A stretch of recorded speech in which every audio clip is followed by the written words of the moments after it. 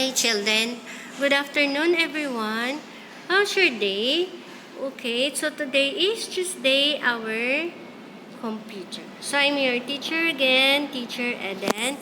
We are on our fourth quarter and we are on our week 4. Our lesson for today, it's all about surfing the internet. Okay, so using an internet browser. Okay, number 1, turn your computer, and number 2, on your desktop, double-click and Mozilla Firefox program.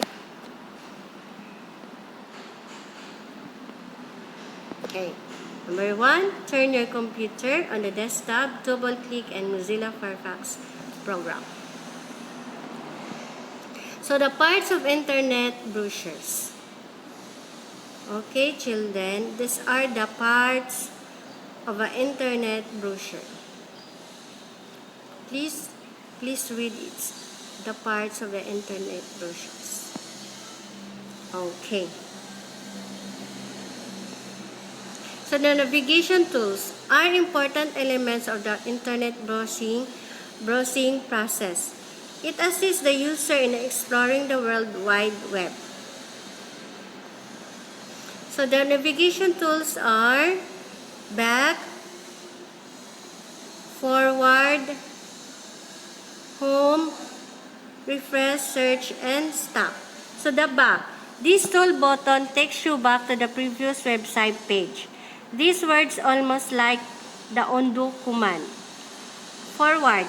If you have clicked the back button, the forward button will take you back to the last website page you have opened. Home. This tool button takes you to the default website page. Refresh. This tool button updates the website page that you are working on. Search.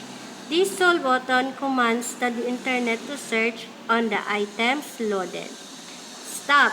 This tool button stops the loading of the selected website page.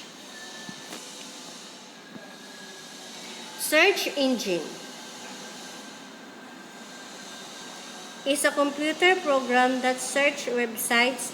This program will bring you to the billions of hyperlinks around the world. So the internet browser navigation.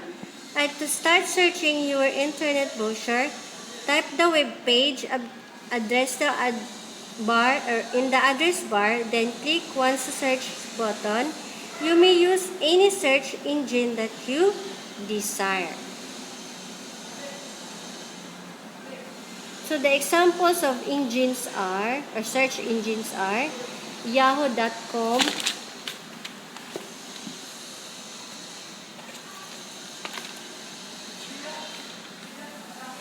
google.com, facebook.com. That's all the example of search engines.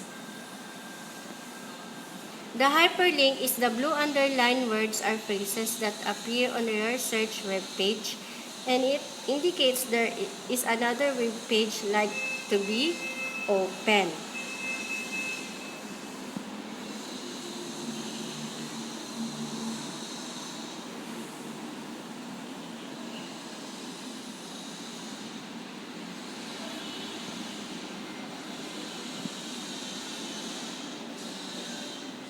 Okay?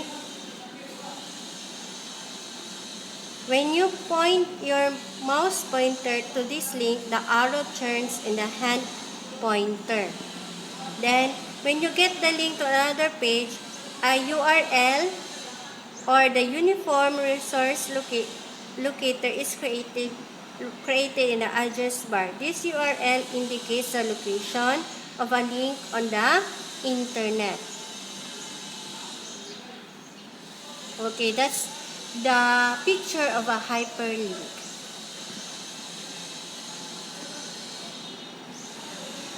Examples of URL. Okay, that's all that. http answer.com and example earth or .earth. Okay, that's the two examples of a URL. Okay, the default page is the startup page that you see when you open your internet brochures.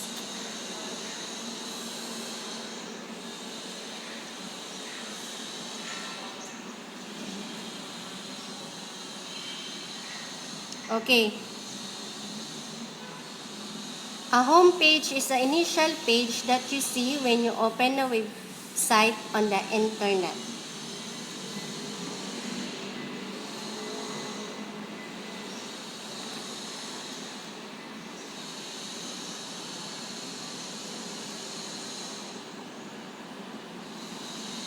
Okay, the home page. That's all about the home page.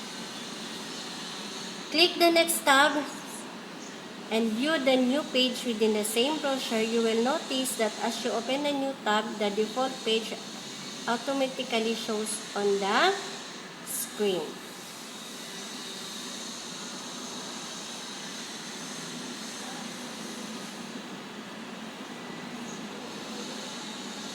Okay, the closing web page. Okay, that's all about the closing a web page. Remember, you only click once when you open the link and navigate on the internet brochure. There may be some exemptions depending on the requirement of the loaded web page.